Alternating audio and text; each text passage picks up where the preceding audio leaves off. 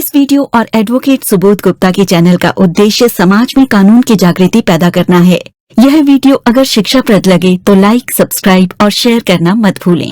जय हिंद। प्रॉपर्टी बेचना सुनने में तो लगता है कि एक आसान सा काम है कि सामने वाले ने हमारे पैसे दिए तो हम उसके नाम पे रजिस्ट्री करवा देंगे, तो इसमें इतना खतरे वाली बात क्या है। परंतु दोस्तों, बहुत सारे खतरे आपके ऊपर और आपकी प्रॉपर्टी के ऊपर पैदा हो जाएंगे यदि आपने कुछ लीगल सावधानियां नहीं रखी। खासकर कि तब और भी खतरा बढ़ जाता है जब आप जीवन में पहली बार कोई प्रॉपर्टी सेल करने जा रहे हो। आपने प्रॉपर्टी खरीदी तो जरूर होगी पैसे देके, परंतु जरूरी नहीं है जितने ईमानदार और जितने साफ दिल के और सरल आप हो, जितने सच्चे आप हो, उतने वो लोग भी हों जो अब आपसे प्रॉपर्टी खरीदने की योजना बना रहे हैं। उसमें घाघ लोग भी शामिल हैं, सरल लोग भी शामिल हैं। उनको कैसे आइडेंटिफाई करें और क्या सावधानियां रखें कि आप और आपकी प्रॉपर्टी दोनों सुरक्षित रहे, आप किसी झंझट में ना पड़े। कुल मिला के 4 तरह की बातें मैं इस वीडियो में बताऊंगा। एक बताऊंगा बायर्स के संबंध में, जो इंटेंडिंग बायर है, प्रोस्पेक्टिव बायर है, जो जिससे कि आपकी बात चल रही है या चलने वाली है प्रॉपर्टी बेचने के बारे में। दूसरा बताऊंगा प्रॉपर्टी डीलर के बारे में या रियल एस्टेट एजेंट के बारे में, जिसके थ्रू आप ये डील कर रहे हो, अगर कोई डीलर बीच में इन्वॉल्व है तो। तीसरा बताऊंगा डॉक्यूमेंटेशन के बारे में, जो कि प्रॉपर्टी सेल के दौरान बहुत इंपॉर्टेंट होते हैं। अगर आपने उनको लाइटली लिया तो कोई भी आपके साथ मुसीबत बाद में हो सकती है। और चौथे में कुछ अन्य सावधानियां छोटी मोटी बताने का प्रयास करूंगा। चलो पहले पॉइंट पे आते हैं। पहला पॉइंट है बायर के संबंध में। अगर आपने कोई खरीदार ढूंढ लिया है या डीलर ने आपसे मिलवाया है या आपको पता है कि भाई ये व्यक्ति मेरी प्रॉपर्टी खरीद सकता है या भविष्य में खरीदेगा और आप उसके साथ डील करने की योजना बना रहे हैं, तो आपको उसके संबंध में क्या सावधानी रखनी है। देखो दोस्तों, बायर के मामले में, खरीदार के मामले में आपको मुख्य तौर पे 2 चीजों का ख्याल रखना है। पहली चीज ये है कि जिस बायर को आप बेचने की योजना बना रहे हो अपनी प्रॉपर्टी, वो फिनेंशियली कैपेबल हो, उसकी जो आर्थिक स्थिति है वो इतनी मजबूत हो कि आपकी प्रॉपर्टी का पैसा जो डील होगी वो आपको समय पर दे सके। अब वो फिनेंशियल कैपेबिलिटी चाहे उसकी खुद की है, चाहे वो बैंक से लोन लेके दे रहा है, उसकी क्रेडिट वर्दीनेस ऐसी है कि बैंक उसे लोन सैंक्शन कर देगा, वो फिनेंशियल कैपेबिलिटी होनी चाहिए। उसके लिए आप उससे पूछ सकते हो, बात कर सकते हो, उसकी बैंक स्टेटमेंट देख सकते हो, डीलर के थ्रू पता कर सकते हो, बैंक का सैंक्शन लेटर मांग सकते हो। पहले बैंक का सैंक्शन लेटर तुम भाई लोन अप्लाई कर दो और अपनी एलिजिबिलिटी का मुझे सैंक्शन लेटर दे दो। इस प्रकार की चीजें आप कर सकते हैं, क्योंकि अगर वो व्यक्ति फिनेंशियली कैपेबल नहीं हुआ तो भले ही उसकी नीयत ठीक भी हो आपकी प्रॉपर्टी खरीदने के लिए, हकीकत तो ये है कि पैसे का काम पैसे से चलेगा। उस बेचारे के पास पैसे हैं ही नहीं, या कम है, या समय पर आएंगे ही नहीं, या आगे उसे कोई और प्रॉपर्टी बेचनी होगी, वहां से नहीं आए होंगे, तो आप मुसीबत में फंसोगे। तो उसकी जो हैसियत है ना, आर्थिक स्थिति, वो मजबूत होनी चाहिए। ये आप इंश्योर करने का प्रयास कीजिए। दूसरी सावधानी दोस्तों आपको बायर के संबंध में ये रखनी है कि वो जेन्युइन असली बायर होना चाहिए। ऐसा नहीं है कि भाई आप ये सोचो कि एक व्यक्ति है मुझे पैसे देना चाहता है तो इसमें फिर फेक बायर कैसे होगा, वो जेन्युइन ही होगा। दोस्तों, फेक बायर भी होते हैं मार्केट में, वो एक किस्म से स्कैम करते हैं, धोखाधड़ी करते हैं, दूसरे की प्रॉपर्टी को लिटिगेशन में फंसाते हैं, उसकी वैल्यू डाउन करते हैं, डिस्प्यूट में फंसाते हैं और फिर हाई रेट पे किसी और को बेच देते हैं या खुद भी खरीद लेते हैं। तो उनकी जो जेन्युइनिटी है वो आपको चेक करनी है। कैसे चेक कर सकते हैं? अब कोई असली फॉर्मूला तो है नहीं ऐसा, लेकिन फिर भी जिससे आप डील कर रहे हो, जब आप डील करने जाओ उसे बोलो भाई साहब अपना पैन कार्ड दिखा दो, अपना आधार कार्ड दिखा दो, देख लो कि ये वही व्यक्ति है जिससे आप डील कर रहे हैं। फिर पूछ लो कि भाई साहब आप ही अपने नाम पे ही प्रॉपर्टी लेंगे और अपने नाम पे ही रजिस्ट्री करवाएंगे ना, सेल डीड अपने नाम पे ही करवाएंगे आप? सुनो वो क्या कहता है। फिर उसकी फाइनेंशियल कैपेबिलिटी के बारे में तो मैं शुरू में आपको कह ही चुका हूँ कि आपको चेक करनी है कि वो पेमेंट करने के लिए इच्छुक है या नहीं है। कई बायर क्या करते हैं, जो फेक बायर होते हैं, आपको थोड़ा बहुत पैसा एडवांस मनी का दे देंगे और फिर बाकी का पैसा आपका पेमेंट नहीं करेंगे, तरह तरह के बहाने बनाते रहेंगे, एग्रीमेंट को एक्सटेंड करते रहेंगे, आपको प्रॉपर्टी बेचने भी नहीं देंगे, प्रॉपर्टी को लिटिगेशन में फंसा देंगे, लीगल नोटिस भेज देंगे, कोर्ट में केस कर देंगे और आपके ऊपर एक बहुत बड़ी मुसीबत आ जाएगी। और फिर जब प्रॉपर्टी की वैल्यू नीचे चली जाएगी या आप परेशान हो जाओगे, और क्योंकि आपने तो प्रॉपर्टी बेचने का फैसला लिया ही इसीलिए था क्योंकि आपको आगे उस पैसे का कुछ और करना था, दूसरी प्रॉपर्टी खरीदनी थी या घर में शादी थी या कोई भी कार्य था आपको, तो इस तरह के फेक बायर के चक्कर में आप फंस गए जो कि जेन्युइन बायर नहीं है, खुद ही वो कोई प्रॉपर्टी इन्वेस्टर है या खुद ही डीलर है और उसका ये रोज का धंधा है सस्ते रेट पे प्रॉपर्टी को थोड़ा सा टोकन देके फंसा देना और फिर दूसरा ग्राहक ढूंढना और आगे बेच देना और बीच का प्रॉफिट खाना। तो इसमें आपको खतरा हो सकता है। अगर आप फर्स्ट टाइम प्रॉपर्टी बेच रहे हैं तब तो बहुत ही बड़ा खतरा हो सकता है क्योंकि आपको पास उतना अनुभव नहीं है कि आप ऐसे लोगों से ठीक से निपट सके। दोस्तों, सेकंड पॉइंट है प्रॉपर्टी डीलर का। प्रॉपर्टी डीलर से अगर आप डील कर रहे हैं और वो किसी बायर को लेके आया है तो आपको कुछ सावधानियां प्रॉपर्टी डीलर के संबंध में भी रखनी चाहिए।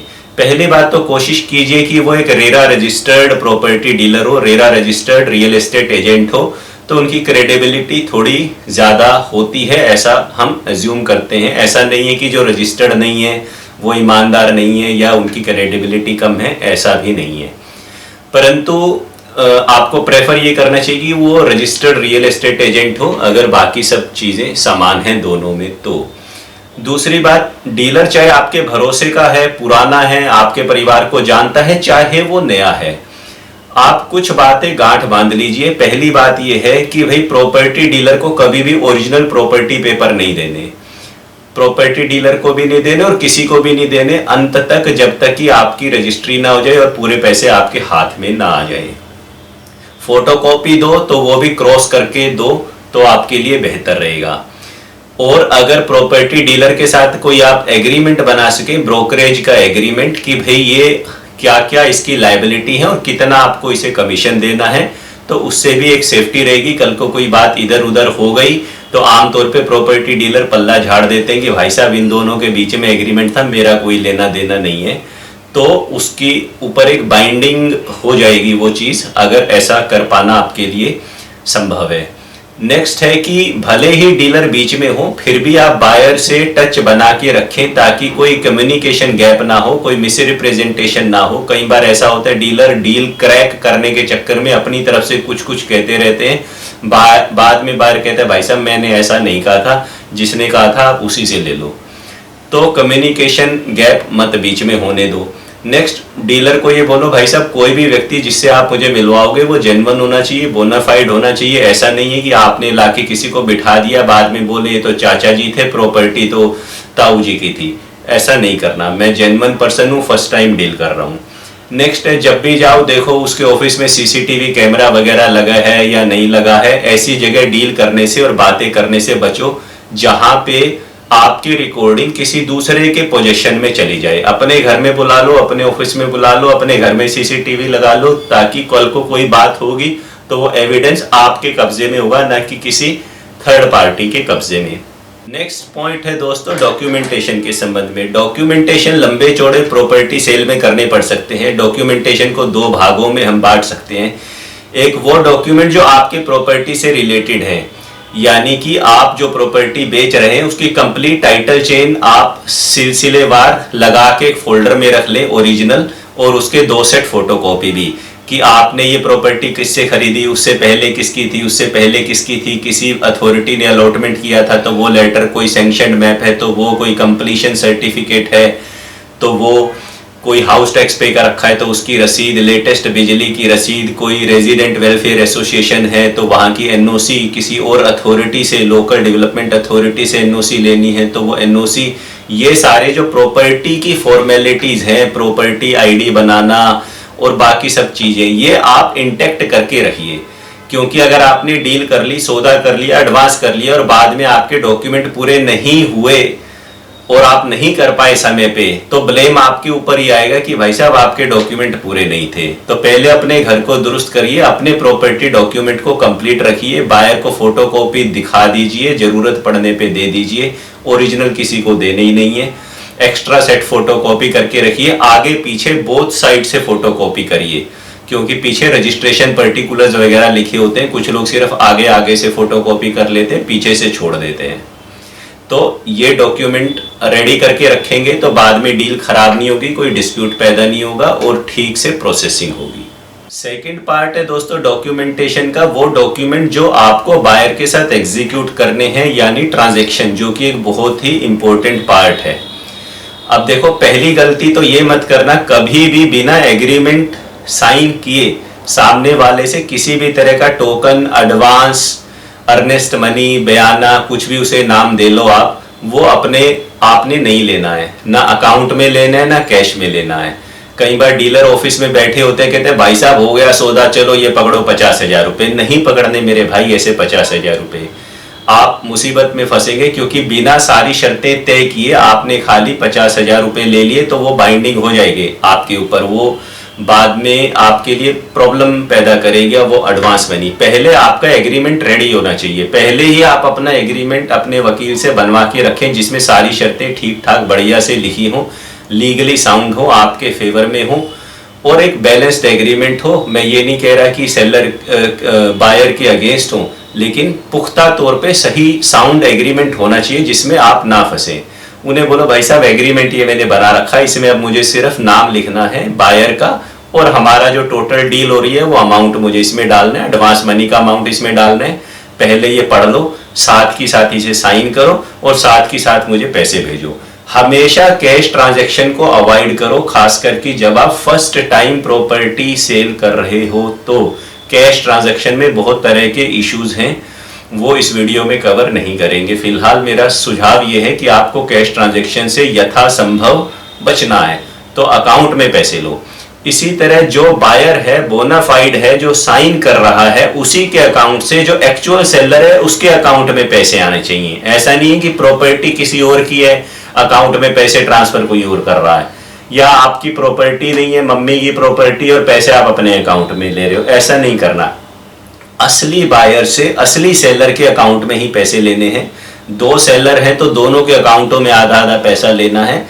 दो बायर हैं तो कोशिश करिए दोनों बायर भी आधा आधा पैसे दें, एग्रीमेंट भी सभी लोग साइन करें। दो बायर हैं तो दोनों साइन करें, दो सेलर हैं तो दोनों साइन करें और विटनेस भी साइन करें। प्रॉपर्टी डीलर को आप विटनेस बना सकते हो, एक विटनेस और कोई अपने पक्ष का आप बना सकते हो, या दोनों पार्टी अपना अपना विटनेस बना सकती हैं। एग्रीमेंट एक बहुत ही क्रिटिकल स्टेप है। 90% जो डिस्प्यूट होते हैं प्रॉपर्टी के, उसमें वो रजिस्ट्री होने से पहले ही हो चुके होते हैं। यानी जो कोर्ट में केसेस ज्यादातर जाते हैं वो मौखिक सौदे के बाद कि मुझे आपको प्रॉपर्टी बेचनी है, और सेल डीड होने से पहले जो बीच का पीरियड है, यानी जिसे मैं सारा एग्रीमेंट पीरियड ही कहूंगा, चाहे वो ओरल है चाहे वो रिटन है, उस एग्रीमेंट पीरियड के दौरान ही डिस्प्यूट होता है और एग्रीमेंट ही 99% क्रिटिकल है। सेल डीड में तो फिर भी कुछ स्टैंडर्ड क्लोजेज लिखी रहती हैं, सेल डीड की शर्तों को बहुत कम चैलेंज किया जाता है और उसमें डिस्प्यूट होने के चांस होते हैं पर उतने नहीं होते। परंतु एग्रीमेंट बहुत क्रिटिकल कॉन्ट्रैक्ट है, जिससे कि आपने अगर डिफॉल्ट किया उसकी शर्तों का तो आमतौर पे लिख दिया जाता है कि आपको दुगना देना पड़ेगा, इस प्रकार की बातें। तो एग्रीमेंट की शर्तों को प्रोफेशनली ड्राफ्ट करवाएं, किसी कॉम्पिटेंट लॉयर से ड्राफ्ट कराएं जिन्हें भी आप जानते हैं, और उसको हल्के में ना लें। जो फॉर्मेट डीलर वगैरह देते हैं, गूगल पे सर्च करते हैं, वो फॉर्मेट में बहुत सारी गलत मलत बातें लिखी होती हैं।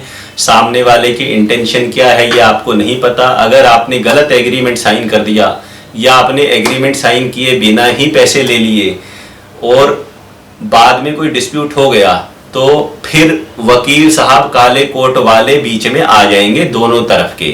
फिर आपकी बातें नहीं सुनी जाएगी, भावनाएं नहीं सुनी जाएंगी, और मौखिक बातें क्या हुई थी वो भी नहीं सुनी जाएंगी। फिर जो ब्लैक एंड व्हाइट में है वही आपको बचाएगा या वही आपको फंसाएगा फिर। तो ये एक बहुत ज़रूरी फैक्टर है, एग्रीमेंट टू सेल को प्रोफेशनली ड्राफ्ट कराना। उसकी शर्तों में फॉरफीचर क्लॉज क्या है, डिफॉल्ट क्लॉज क्या है, एक्सटेंशन क्लॉज क्या है, प्रॉपर्टी के बारे में क्या लिखा है। कोई भी झूठ बात प्रॉपर्टी के बारे में एग्रीमेंट के अंदर ना लिखे, वरना बायर बाद में बोलेगा ये देखो इसने फ्रॉड करा है मेरे साथ, इसने लिख रखा है मेरी प्रॉपर्टी पे कोई लोन, इनकम्बरेंस, चार्ज, लीन इत्यादि नहीं है, कोई ऋण भार इत्यादि से मुक्त है, परंतु उस दिन इसकी प्रॉपर्टी पे लोन चल रहा था। तो एग्रीमेंट की शर्तों को, एक एक शर्त को केयरफुली ड्राफ्ट करना जरूरी है। बार बार ये बात मैं रिपीट कर रहा हूँ।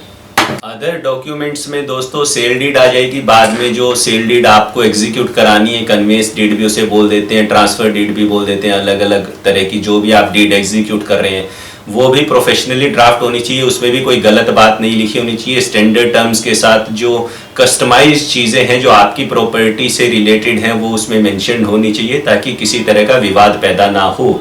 रजिस्ट्री वाले दिन रजिस्ट्री पे, सेल डीड पे तब तक दोस्तों साइन मत करना, तब तक रजिस्ट्रार के सामने नहीं जाना, बायोमेट्रिक नहीं करना, फोटो नहीं खिंचाना जब तक कि आपको आपके पूरे पैसे ना मिल जाएं। ऐसा नहीं है कि उससे चेक ले लिया और आपने साइन कर दिया। चेक वेक लेना नहीं, बाहर से अकाउंट में पैसे ट्रांसफर कराना, सारे पैसे आपके खाते में आ जाएं, कंफर्म हो जाए कि आपको मिल गए, उसके बाद ही साइन करना। अगर आपने एक बार सेल डीड साइन कर दी और बाद में बोलोगे मुझे ये पैसे नहीं मिले, तो फिर काटते रहना कई सालों तक कोर्ट के चक्कर। रजिस्ट्री वाले दिन सेल डीड के अलावा मैं ये भी सजेस्ट करता हूँ एक पोजेशन हैंडओवर मेमो भी आप बनाएं कि मैंने इस प्रॉपर्टी का पोजेशन इतनी तारीख को इतने बजे इसको दे दिया है, चाबी दे दिया, अब ये जिम्मेदार है। हालांकि ये बात सेल डीड के अंदर भी लिखी रहती है, फिर भी एक्चुअल पोजेशन लेटर अगर आप बना के दे देंगे और अपने पास रखेंगे तो एक प्रूफ रहता है कि उस समय के बाद कोई घटना उस प्रॉपर्टी में हो गई तो उसका जिम्मेदार वो व्यक्ति है जिसने वो प्रॉपर्टी खरीदी। इसके अलावा जो आप प्रॉपर्टी डॉक्यूमेंट उसको हैंडओवर कर रहे हैं सारे के सारे, तो आमतौर पे सेल डीड में बस इतना ही लिखा रहता है, all property documents have been handed over by the seller to the buyer, कि सभी प्रॉपर्टी डॉक्यूमेंट ओरिजिनल सेलर ने, विक्रेता ने क्रेता को दे दिए हैं। परंतु कौन से हैं वो डॉक्यूमेंट, बाद में इनमें डिस्प्यूट हो जाता है। वो कहता है भाई साहब आपने मुझे ये वाला कागज तो दिया ही नहीं, आप बोलोगे मैंने तो दे दिया था, वो बोलेगा नहीं दिया था। तो एक लिस्ट बनाओ, स्टैम्प पेपर पे लिखो कि भाई अगर आपके पास 15 पेपर हैं उस प्रॉपर्टी के या 10 पेज हैं, 10 डॉक्यूमेंट है अलग अलग तरह के, तो लिखो भाई मैं आपको ये दे रहा हूँ, पॉइंट नंबर 1 इसमें टोटल इतने पेज है, पॉइंट नंबर 2 ये दे रहा हूँ, नंबर 3 ये दे रहा हूँ, नंबर 4 ये दे रहा हूँ। लिस्ट बनाओ और उसके साइन कराओ वहां पे कि मैंने ये डॉक्यूमेंट चेक कर लिए हैं, सही अवस्था में, कटे फटे नहीं है, और अब मेरे को कोई भी डॉक्यूमेंट इस प्रॉपर्टी से लेना देना सेलर से बकाया नहीं रह गया है। ऐसा साइन करा के अपने पास रखिए। कुछ अन्य सावधानियां दोस्तों आप रख सकते हैं। अगर प्रॉपर्टी की जो ट्रांजैक्शन वैल्यू है 50 लाख से ज़्यादा है तो बायर को टीडीएस काटना ये उसकी जिम्मेदारी है, तो उसे नहीं पता तो आप उसे बताइए, टीडीएस कटवा के ही पेमेंट अपने अकाउंट में लीजिए। और रजिस्ट्री वाले दिन बैलेंस जो उसने टीडीएस काटा था उसके चालान की कॉपी लीजिए और वो चालान नंबर आप रजिस्ट्री के अंदर मेंशन करवाइए। टीडीएस के अलावा अन्य सावधानियां जो छोटी मोटी आप ट्रांजैक्शन में रख सकते हैं कि सामने वाले ने अगर बैंक लोन लेके आपका घर खरीदा या प्रॉपर्टी खरीदी है तो बैंक जब आपको ड्राफ्ट देगा या बैंकर्स चेक देगा रजिस्ट्री वाले दिन, वो तो बाद में इनकैश होगा, तो पैसे तो आपको मिले नहीं, तो आप उसे एक इंडेमनिटी बॉन्ड साइन करवा सकते हो जिसको आपके एडवोकेट ड्राफ्ट कर सकते हैं कि भाई जब तक ये बैंक का चेक अगर क्लियर नहीं हुआ तो सामने वाले की क्या क्या लायबिलिटी है। या बदले में उसे कह सकते हो भाई जब तक ये 3 दिन बैंक का चेक जो आपने मुझे दिया है ये जब तक क्लियर नहीं होता तब तक आप मुझे कोई दूसरी प्रॉपर्टी के पेपर मेरे पास छोड़ के जाओ, और जिस दिन ये क्लियर होएगा उस दिन लेके जाना। इसे कानूनी भाषा में इक्विटेबल मॉर्गेज कहते हैं। तो चलो ज़्यादा टेक्निकल मैं नहीं जाऊँगा। इसी तरह अगर बीच में कभी आपका कोई मनमुटाव या डिस्प्यूट हो जाए उसके साथ तो सीधे ही मैसेज करना शुरू मत कर दो। पहले आप किसी वकील से सलाह करो, सर मुझे ऐसा अंदेशा है या ऐसा हो सकता है या मेरा विचार बदल रहा है या सामने वाले का व्यवहार मुझे उचित नहीं लग रहा है। क्योंकि बहुत सारे लोग खुद ही कुछ ना कुछ अपनी मर्जी से व्हाट्सएप वगैरह मैसेज ऑडियो पे बातें करते रहते हैं और वो अपने केस को लीगली खराब कर देते हैं। बाद में जब मैटर वकील की टेबल तक पहुंचता है तब तक हम बहुत सारा डैमेज कर चुके होते हैं अपने केस को तरह तरह की बातें कह के। यह वीडियो ना तो कोई विज्ञापन है और ना ही प्रत्यक्ष या अप्रत्यक्ष रूप से कोई आमंत्रण। वीडियो में कही गई बात कानूनी सलाह नहीं है और न ही एडवोकेट सुबोध गुप्ता इसकी पूर्ण सत्यता और प्रामाणिकता का दावा करते हैं। यह वीडियो अगर शिक्षाप्रद लगे तो लाइक, सब्सक्राइब और शेयर करना मत भूलें। जय हिंद।